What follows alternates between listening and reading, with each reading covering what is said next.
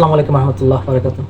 জালালপুর ইউনিয়নের নিজ জালালপুর গ্রামের শ্রমিক ড্রাইভার রুমন গত দুদিন আগে সন্ত্রাসীদের হামলায় মারাত্মকভাবে আহত হয়ে সিলেট ওসমান মেডিকেল হাসপাতালে ভর্তি চিকিৎসাধীন রয়েছেন।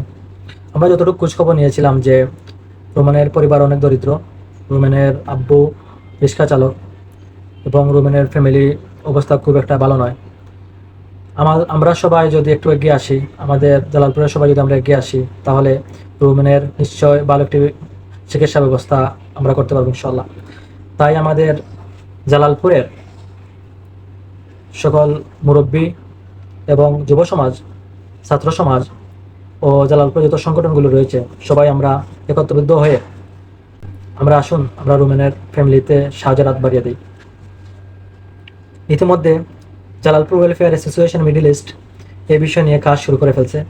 আমরা জালালপুর ওয়েলফেয়ার অ্যাসোসিয়েশন মিডল ইস্টের যে বাজার আছে, আমরা এই বিষয় নিয়ে আমরা আলাপ আলোচনা করে একটি ফান্ড তৈরি করেছি এবং কি 2 একের ভিতরে ইনশাল্লাহ আমরা টাকা কালেক্ট করে আমরা আমাদের মিডল ইস্টের সামর্থ্য অনুযায়ী আমরা রুমেনের ফ্যামিলিতে টাকা প্রদান করব।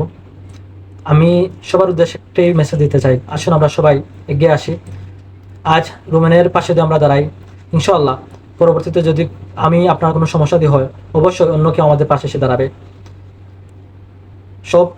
সবাইকে অনুরোধ করব যে আসুন আমাদের জালালপুরের সন্তান, আমরা সাহায্যের হাত বাড়িয়ে দিয়ে আমাদের ভাইকে আমরা সুস্থ করে রুমনের মার কাছে ওকে আমরা ফিরিয়ে দিব।